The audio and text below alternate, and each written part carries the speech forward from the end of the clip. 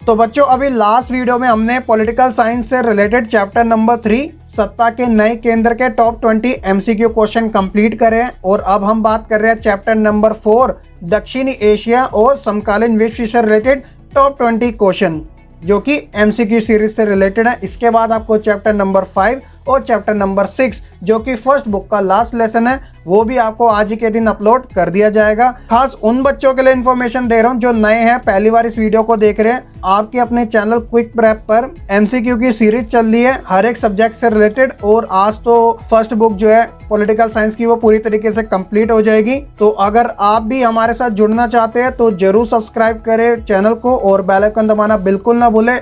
साथ ही Telegram group जरूर join कर लीजिएगा क्योंकि पीडीएफ जो होगी वो आपको टेलीग्राम ग्रुप में ही अपलोड करा दी जाएगी, तो आप वहां से डाउनलोड कर लेना, ठीक है बच्चों। और इसके बाद क्वेश्चन आंसर की सीरीज भी हम जल्दी स्टार्ट कर देंगे क्योंकि दिन आपके काफी नजदीक आते जा रहे हैं और फाइनल ईयर की तैयारी जो है हमें काफी अच्छे से करनी है। तो चलिए फिर आज की इस वीडियो को हम शुरू करते हैं। My name is Shahrukh Saifi and welcome to our YouTube channel quick prep. तो बच्चों जो चैप्टर नंबर 3 से कुछ क्वेश्चन मैंने पूछे थे तो उनके आंसर मैंने कमेंट में पिन कर रखे हैं, तो आप देख लेना, ठीक है। क्वेश्चन नंबर फर्स्ट के साथ शुरुआत करते हैं कि नेपाल में कब तक संवैधानिक राजतंत्र था। ऑप्शन देखिए 2005, 2006, 2007 या फिर 2008। तो बच्चों करेक्ट आंसर जो है वो है ऑप्शन नंबर बी 2006 तक नेपाल में संवैधानिक राजतंत्र था और 2008 में वहां पर लोकतंत्र आ गया, तो आप ध्यान रखना, ठीक है। क्वेश्चन नंबर सेकंड है कि वर्तमान में नेपाल देश के जो प्रधानमंत्री हैं उनका क्या नाम है। ये तो अभी हाल ही फिलहाल में भारत में इतने फेमस हुए हैं और इनके ऊपर इतने सारे मीम भी बने हैं, तो आपको पता होना चाहिए, ठीक है। ऑप्शन देखिए विद्या देवी भंडारी, माधव कुमार, केपी शर्मा ओली, वामदेव गौतम। तो बच्चों ओली के नाम से आई होप कि आप समझ चुके होंगे। जी हाँ, तो करेक्ट जो है इसका आंसर वो है option number C KP Sharma Oli 2018 से नेपाल देश के प्रधानमंत्री है। क्वेश्चन नंबर 3 जो है वो ऑप्शन वाला नहीं है, वन सेंटेंस से रिलेटेड है क्योंकि एमसीक्यू में ये भी इंक्लूडेड होता है। तो लिट्टे का पूरा नाम बताना है LTTE। तो देखिए इसका करेक्ट आंसर है लिबरेशन टाइगर ऑफ तमिल। तो ये बच्चों श्रीलंका में है, ठीक है। और इसका जो संघर्ष बना रहता है वो जातीय संघर्ष है जो कि सिंगली समुदाय से इनका बना हुआ है। तो कोई बात नहीं, क्वेश्चन आंसर सीरीज में जब करेंगे ना बड़े वाले उसमें आपको बताया जाएगा पूरा अच्छे तरीके से। क्वेश्चन नंबर 4 देखिए कि अफगानिस्तान जो था वह सार्क का हिस्सा कब बना था। ऑप्शन देखिए 2007 में, 2009 में, 2001 में या फिर 2011 में। तो बच्चों करेक्ट आंसर जो है वो है 2007 में। अफगानिस्तान जो था वह सार्क का 8वां सदस्य बना था, याद रखना, ठीक है। क्वेश्चन नंबर 5 जो है वो है कि सार्क का 18वां सम्मेलन कहां पर हुआ था। ऑप्शन देखिए श्रीलंका, नेपाल, भारत या फिर पाकिस्तान। तो बच्चों 18वां सम्मेलन सार्क का काठमांडू में हुआ था, लेकिन काठमांडू तो ऑप्शन में है ही नहीं। कोई बात नहीं, काठमांडू किस देश की राजधानी है, नेपाल की राजधानी है, ठीक है। तो ऑप्शन नंबर 20 का करेक्ट आंसर है। क्वेश्चन नंबर 6 है कि साफ्टा पर सार्क सदस्य द्वारा हस्ताक्षर किए गए थे, कब किए गए थे। ऑप्शन देखिए 10वें सम्मेलन में, 11वें सम्मेलन में, 12वें सम्मेलन में या फिर 13वें सम्मेलन में। कब किए गए थे बच्चों। ऑप्शन नंबर सी 12वें सम्मेलन में साफ्टा पर सार्क सदस्य द्वारा हस्ताक्षर किए गए थे और ये जो सम्मेलन था वह पाकिस्तान में हुआ था साल 2004 में, पाकिस्तान की राजधानी इस्लामाबाद में, ठीक है, याद रखना आप। क्वेश्चन नंबर 7 जो है वो फुल फॉर्म से रिलेटेड है जिसमें बात की गई है बिम्स्टेक की, यानी कि BIMSTEC, इसकी फुल फॉर्म बतानी है। तो देखिए क्या है इसकी full form, bay of Bengal initiative for multi sectoral technical and economic cooperation. Question number 8 जो है वो है कि फर्क का विवाद किन दो देशों के मध्य है। ऑप्शन देखिए भारत बांग्लादेश, भारत पाकिस्तान, भारत श्रीलंका या फिर भारत मालदीव। तो इतना तो पता है कि विवाद तो है और भारत के साथ ही है, लेकिन बात यहाँ पर ये आती है कि किस देश के साथ है। खासकर जो ज़्यादा चांसेस होते हैं वो बांग्लादेश और पाकिस्तान के साथ ही डिस्प्यूट होता है भारत का। तो करेक्ट आंसर यहाँ पर बात है वो है बांग्लादेश की। तो ऑप्शन नंबर ए इसका करेक्ट आंसर है और ये जो विवाद है ना वह नदी जल से जुड़ा हुआ है, ठीक है। क्वेश्चन नंबर 9 है कि इनमें से किस एक दक्षिणी एशिया देश का नाम लिखे जिसके अंदर राजतंत्र देखने को मिलता है। लोकतंत्र नहीं, राजतंत्र। ऑप्शन देखिए, ए है नेपाल, बी है मालदीव, सी है अफगानिस्तान और डी है भूटान। तो कुछ बच्चे ऐसे हैं जो नेपाल पे क्लिक कर देते हैं, बट वो गलत है। नेपाल के अंदर अब डेमोक्रेसी आ चुकी है, लेकिन भूटान जो है वो इसका करेक्ट आंसर है। यहाँ पर अभी भी राजतंत्र देखने को मिलता है, यहाँ पर किंग को चूज किया जाता है। क्वेश्चन नंबर 10 है कि सियाचिन विवाद किन देशों के बीच है। तो ये तो काफी जाना माना क्वेश्चन है और हर किसी की जुबान पे सियाचिन तो रहता ही है, तो आपको पता भी होना चाहिए। ऑप्शन देखिए, पहले भारत पाकिस्तान, पाकिस्तान चीन, बांग्लादेश और अफगानिस्तान, भारत और चीन।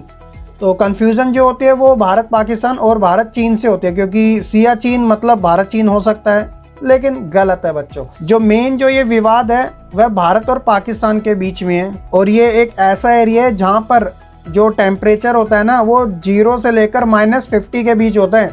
और यहाँ पर जो हमारे बेचारे सैनिक होते हैं ना, वह शहीद लड़ाई में कम बर्फ की वजह से बेचारे ज़्यादा हो जाते हैं। तो आप अंदाज़ा लगा सकते हो इस बात का।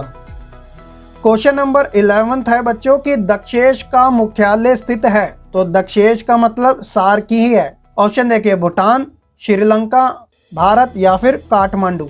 तो करेक्ट आंसर क्या है इसका? ऑप्शन नंबर डी, काठमांडू, जो कि नेपाल देश की राजधानी है।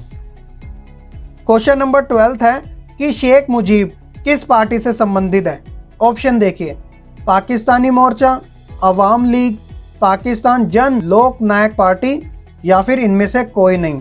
तो करेक्ट आंसर जो है वो है ऑप्शन नंबर बी, अवाम लीग से शेख मुजीब जुड़े हुए थे। क्वेश्चन नंबर 13 है कि 1960 में भारत और पाकिस्तान ने किस संधि पर हस्ताक्षर किए थे।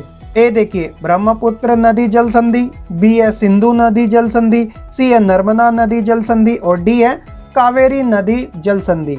तो बच्चों ऑप्शन नंबर बी जो है सिंधु नदी जल संधि, इसके ऊपर 1960 में भारत और पाकिस्तान के बीच हस्ताक्षर किए गए थे।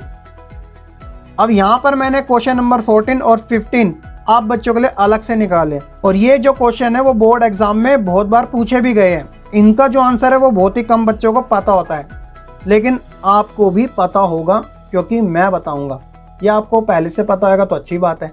क्वेश्चन नंबर 14 है कि मैकमोहन रेखा किन दो देशों के बीच में निर्धारित की गई थी। ऑप्शन देखिए, भारत चाइना, भारत पाकिस्तान, पाकिस्तान चाइना, श्रीलंका और भारत। तो इसका जो करेक्ट आंसर है वो है भारत और चाइना के बीच में मैकमोहन रेखा निर्धारित की गई थी। और वहीं उसी से रिलेटेड है सिमिलर क्वेश्चन, क्वेश्चन नंबर 15 कि रेड क्लिफ रेखा किन दो देशों के बीच में निर्धारित की गई थी। ऑप्शन देखिए, China Bhutan, Nepal China, Bharat China या फिर भारत पाकिस्तान। तो इसका जो करेक्ट आंसर है वो है बच्चों option number D, Radcliffe रेखा भारत और पाकिस्तान के बीच में निर्धारित की गई है सीमाओं पर। तो ये जो दोनों क्वेश्चन है ना, इनकी एक अच्छी बात यह है कि यूपीएससी एग्जाम से लेकर आपके केबीसी यानी कौन बनेगा करोड़पति में भी ये क्वेश्चन पूछे गए हैं। तो आप इनकी वैल्यू अच्छे से याद रखना और बिल्कुल भी मत भूलना मैकमोहन और रेड क्लिफ रेखा दोनों के बारे में, ठीक है। क्वेश्चन नंबर 16 है कि बांग्लादेश को आज़ादी यानी स्वतंत्रता प्राप्त हुई थी, कब हुई थी। ऑप्शन देखिए, भारत पाकिस्तान 1948 के युद्ध में, भारत पाकिस्तान 1965 के युद्ध में, भारत पाकिस्तान 71 के युद्ध में या फिर भारत पाकिस्तान 99 के युद्ध में। तो किस वाले में हुई थी? जी हाँ, option number C, Bharat Pakistan 1971 में। जो पाकिस्तान था वह दो हिस्सों में बटा हुआ था, एक पश्चिमी पाकिस्तान और दूसरा था पूर्वी पाकिस्तान। तो पूर्वी पाकिस्तान का डिक्लाइन हुआ, तब जाके बांग्लादेश एक नया देश उभर कर आया, और उस समय भारत का जो नेतृत्व किया था वह तत्कालीन प्रधानमंत्री इंदिरा गांधी ने किया था। ये भी आप याद रखना। क्वेश्चन नंबर 17 है कि 1999 में भारत के किस प्रधानमंत्री ने बस यात्रा करके लाहौर में शांति के लिए घोषणा पत्र पर हस्ताक्षर किए थे। लाहौर कहाँ पर है बच्चों? पाकिस्तान में। तो भारत की तरफ से कौन थे वो प्रधानमंत्री? ऑप्शन देखिए, पहले ए बात करता है PV Narasimha Rao, option B है लाल कृष्ण आडवाणी, सी है अटल बिहारी वाजपेयी और डी है मनमोहन सिंह। तो बच्चों अगर मैं आपको इस क्वेश्चन का सोल्व करके दिखाऊं तो देखिए कैसे निकाला जाता है एमसीक्यू के आंसर। तो सबसे पहले इसके अंदर जो ओड है ना वो है लाल कृष्ण आडवाणी, ये कभी भारत के प्रधानमंत्री रहे नहीं। तो पहले तो ये गलत हो जाता है क्योंकि प्रधानमंत्री की बात हो रही है ना, ठीक है। ऑप्शन नंबर बी तो हो नहीं सकता। अब बात आती है ऑप्शन नंबर ए, सी और डी। तो अब बात करते हैं हम मनमोहन सिंह की। तो बच्चों मनमोहन सिंह जो थे ना, वह भारत में 2004 में प्रधानमंत्री बने थे और 2014 तक रहे थे, यानी कि लगातार 2 बार ये भारत के प्रधानमंत्री रहे थे। ठीक है, तो ये भी गलत हो जाता है क्योंकि बात तो 1999 की हो रही है। अब आती है ऑप्शन नंबर ए और ऑप्शन नंबर सी। तो पहले हम बात करते हैं ऑप्शन नंबर ए की। तो पीवी नरसिम्हा राव जो थे, इनका जो टाइम पीरियड था वो 1991 से लेकर 1996 के बीच में था। तो इस हिसाब से ये भी नहीं होते हैं।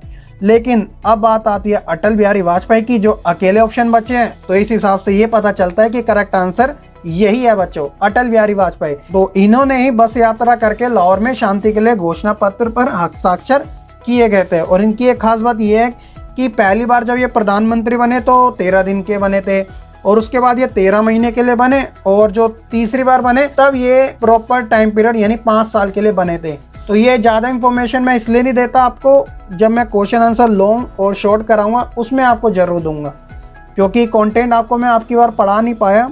बट कोई बात नहीं, मैं आपका कोई भी चैप्टर से रिलेटेड क्वेश्चन नहीं छोड़ूंगा, पूरा ही करवा के छोड़ूंगा आपको। क्वेश्चन नंबर 18 है बच्चों की, भारत पाकिस्तान के बीच कारगिल युद्ध कब हुआ था? ऑप्शन देखिए, 1997, 1998, 1999 या फिर 2000। तो सबसे पहली बात कि ये जो युद्ध था वह आम जनता के बीच में नहीं था, बल्कि भारत की सेना और पाकिस्तान की सेना के बीच में हुआ था। और कारगिल जो जगह है ना, वह कश्मीर में है, यानी कश्मीर में एक जिला है, यही उसी का नाम है कारगिल, जो काफ़ी ठंडा एरिया है। ठीक है ना। तो ये जो युद्ध हुआ था वो 1999 में हुआ था, यानी 1999 में, जिसके अंदर भारत की सेना ने पाकिस्तान की सेना को धूल चटा दी थी। तो इस वजह से तो ये आप याद रखना। तो ऑप्शन नंबर सी इसका करेक्ट आंसर है। क्वेश्चन नंबर 19वां है कि सार्क का पूरा नाम और सार्क की स्थापना कब हुई थी? तो कितनी बार क्वेश्चन आ गया है? तो देखिए, 1985 में बांग्लादेश की राजधानी ढाका में सार्क की स्थापना की गई थी, और इसका जो पूरा नाम है वो है south Asian association of regional cooperation. तो आप मुझे कमेंट करके सार्क के सभी सदस्यों के नाम लिखिए, आज के समय कितने सदस्य हैं। तो क्वेश्चन नंबर 20 जो है वो बच्चों मेरे लिए नहीं है, उसका मैं कुछ नहीं बताऊंगा, वो आपके लिए है। तो आप वीडियो को पॉज करके आराम से पढ़ लीजिएगा। मैं क्वेश्चन पढ़ देता हूं कि दक्षिण एशिया के बारे में निम्नलिखित में से कौन सा कथन गलत है? तो आप आराम से पढ़ लीजिएगा इसके ऑप्शन, और कमेंट में मुझे इसका आंसर बता देना, स्टेटमेंट से रिलेटेड है। लेकिन मैं आपके लिए एक बोनस क्वेश्चन लेके आया हूँ, वो है क्वेश्चन नंबर 21, और इसका आंसर भी मैं आपको बताऊंगा कि सार्क का आखिरी सम्मेलन कहां पर हुआ था और कब हुआ था। तो बच्चों ऑप्शन देखिए, दिल्ली 2016, इस्लामाबाद 2019, काठमांडू 2015 या फिर कोलंबो 2017। तो सबसे पहले ये जितने भी आपको शहर मिल रहे ना, ये सभी राजधानी है। जैसे दिल्ली भारत की है, इस्लामाबाद पाकिस्तान की है, काठमांडू नेपाल की है, और कोलंबो श्रीलंका की है। तो बच्चों आखिरी जो सम्मेलन था ना, वह पाकिस्तान की राजधानी इस्लामाबाद में हुआ था। लेकिन ये सम्मेलन हुआ ही नहीं था, क्योंकि आप जानते हैं पाकिस्तान के द्वारा उरी में हमला किया गया था, जिसमें हमारे सैनिक शहीद हुए थे। तो इस वजह से भारत ने इस सम्मेलन में भाग नहीं लिया, और भारत को देखते हुए सार्क के जो अदर सदस्य थे, जैसे श्रीलंका हो गया, अफगानिस्तान हो गया, मालदीव, भूटान ये हो गया, इन्होंने भी भाग नहीं लिया। तो इस वजह से ये जो सम्मेलन था वह कैंसिल हो गया। ठीक है, तो ये याद रखना कि वो आयोजित कहाँ करवाया गया था, ये आपको पता होना ज़रूरी है। इसलिए मैंने इसे बोनस क्वेश्चन में रखा, और ये एग्जाम में पूछा भी जा सकता है। ऐसे ही तो क्वेश्चन पूछे जाते हैं जो कि काफ़ी रेयर होते हैं, जिनको इनका करेक्ट आंसर पता हो।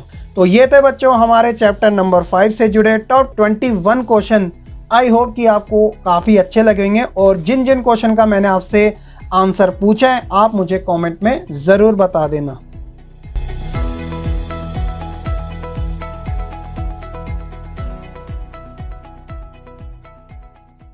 खत्म, bye bye, tata, good bye, गया।